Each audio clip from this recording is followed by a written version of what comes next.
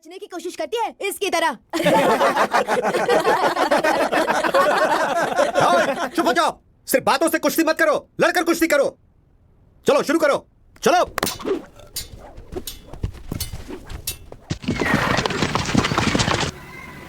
सुनिए आप लोग, चित्रदुर्ग के राजमहल से लगान वसूल करने के लिए ये सैनिक आए हैं। आप सब लोगों को जो देना है इन्हें दे दीजिए। अगर पैसे नहीं हैं तो आप लोग अपने अपने पास से अनाज भी दे सकते हैं। गुरुजी, दिन ब दिन हमारी हालत खराब होती जा रही है। न बारिश है न काम है, खाने के लिए अनाज ही नहीं है तो कहाँ से दें? तुम सबको पहले भी कितनी बार समझाया है कि हमें राज का कर चाहिए। चलो वसूल करो। सुनिए सुनिए सुनिए सुनिए,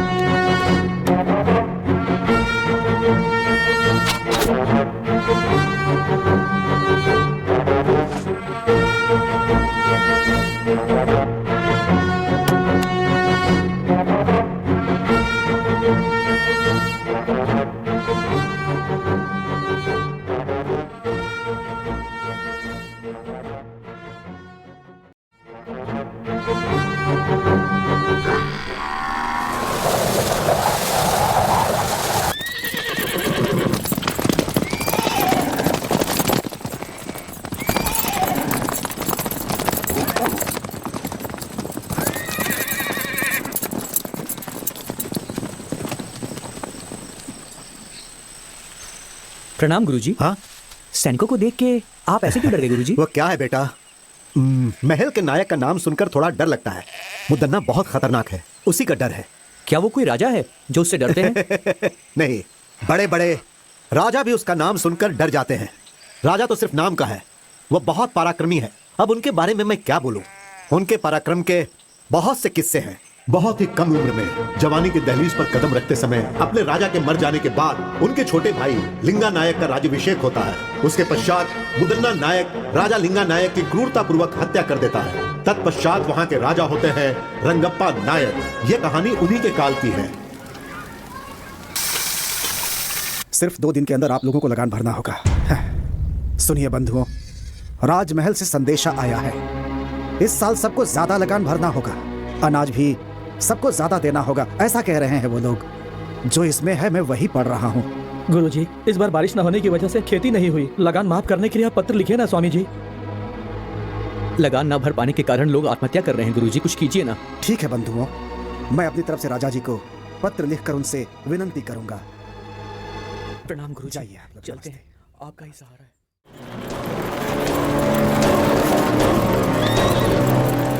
मालिक, लगान क्यों नहीं भरा? इस साल खेती में बहुत नुकसान हुआ है, तो लगान की माफी के लिए हमारे गुरुजी राजा को पत्र लिखने ही वाले हैं। तेरा गुरु हमारे मालिक का कोई जीजा है या भांजा है जिसके बोलने से मालिक लगान माफ कर देंगे? मालिक, पहले चलकर उस गुरु से लगान वसूल करते हैं। मालिक, मालिक, लगान वसूल करने के लिए सैनिक आ रहे हैं मालिक, और गांव वालों के ऊपर वो लगातार अत्याचार कर रहे हैं मालिक। इस तरफ भी आ रहे हैं वो। गुरुजी, अब हम क्या करें? आने दो, घबराओ मत। उन लोगों को भी प्रसाद ग्रहण करने दो। हाँ। कुछ देकर भेजोगे तो ही वो लोग जाएंगे। ठीक है गुरुजी। आप लोग घबराइए मत, आप लोग प्रसाद ग्रहण कीजिए। बेटा इन्हें भी दो, बेटा इन्हें भी दो। यहाँ पर शिव जी की पूजा चल रही है, आप लोग भी प्रसाद ग्रहण करके ही जाइएगा। हम लोग यहाँ पर तुम्हारा खाना खाने नहीं आए गुरुजी।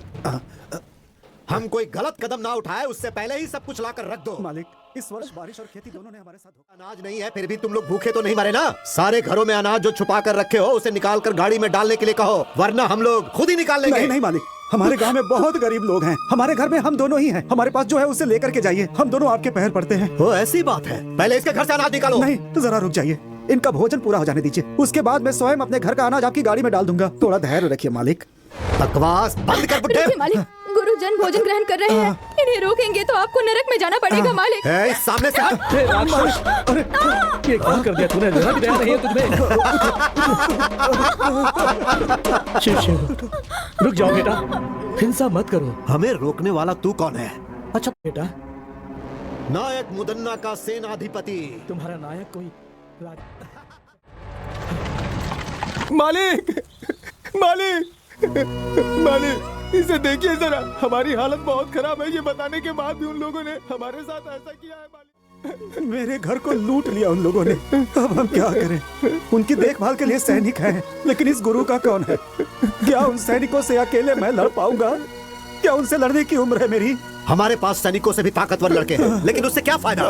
सिर्फ बल से कुछ नहीं होता, लड़ने के लिए हिम्मत भी चाहिए। सही कहा, सही कहा। आपकी बात बिल्कुल सही है। अगर हम सब लोग एक हो गए ना, तो वो सैनिक मिलकर के भी हमारा कुछ नहीं बिगाड़ पाएंगे। पर उनसे लड़ने की ताकत और हिम्मत किस में है, वो आप ही बताइए। वक्त एक सा नहीं रहता। अंधेरे के बाद दुष्टों का संहार करके कष्ट दूर करेगा। जैसे खंभा फाड़ कर श्री हरि बाहर निकले थे, वैसे ही वो बाहर निकलेगा।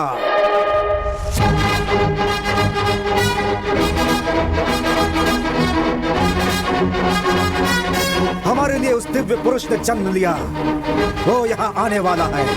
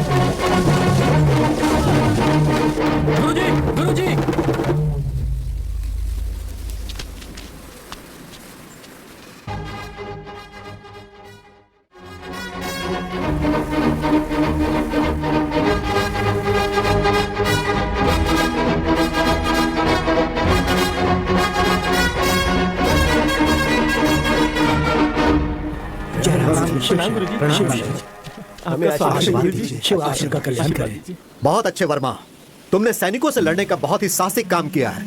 हमारे पहलवान बच्चे सैनिकों को देखते ही ठंडे पड़ जाते हैं। गांव के लड़के उन्हें देखते ही किसी कोने में छुप जाते हैं। लेकिन तुमने जो किया वो बहुत बढ़िया है। मर्दों के मर्द हो तुम, शेर हो तुम। आखिर तुम में इतनी ताकत और हिम्मत कहां से आई बेटा? ये सब आपका ही आशीर्वाद है गुरुजी, ये सब आपकी ही सिखाई हुई शिक्षा है। परंतु वर्मा बेटा, मैंने तो तुम्हें गदा कैसे उठाना है ये भी नहीं सिखाया। मैंने तो तुम्हें कभी गदा छूने तक नहीं दिया और ना ही लड़ना सिखाया।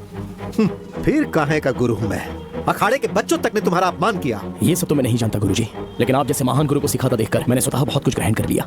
आज तक बिना सिखाए सीखने वाला महाभारत में एकलव्य था, लेकिन आज जाना कि एक तुम भी हो। सुनो मेरे भक्तजनों, सिर्फ तुम्हारे गांव के लिए ही नहीं, इस महान राज्य चित्तदुर्ग के लोगों के लिए भी सारे दुखों के बाद खुशी मनाने का समय आ गया है। अब सब ठीक हो जाएगा, ऐसी मेरी अंतरात्मा बोल रही है। तो क्या ये सब संभव है गुरुजी? यदि शिव पर भरोसा है तो थोड़ा सब्र करना पड़ेगा। वो पल तुम लोगों को कहकर नहीं आएगा। और वैसे भी तुम लोगों के पास एक महाबली युवक है ना। आप मुझे लज्जित कर रहे हैं स्वामी जी। स्वामी जी, सैनिकों का अत्याचार दिन ब दिन बढ़ते जा रहा है। राजा के दरबार में राजा का होना ना होना एक समान है। हाँ गुरुजी, वो राजा हर रोज एक नया नियम बनाता है। हमारा जीना मुश्किल हो गया है। घबराओ मत, तुम सब लोग मिलकर एक हो जाओ। तुम में से कुछ लोग राजा के पास जाओ और उनसे विनती करो। शायद वो ये बातें ना जानते हो, इसलिए उन्हें बताने की कोशिश करो। और अगर फिर भी काम नहीं बनेगा तो बाकी शिव देख लेंगे।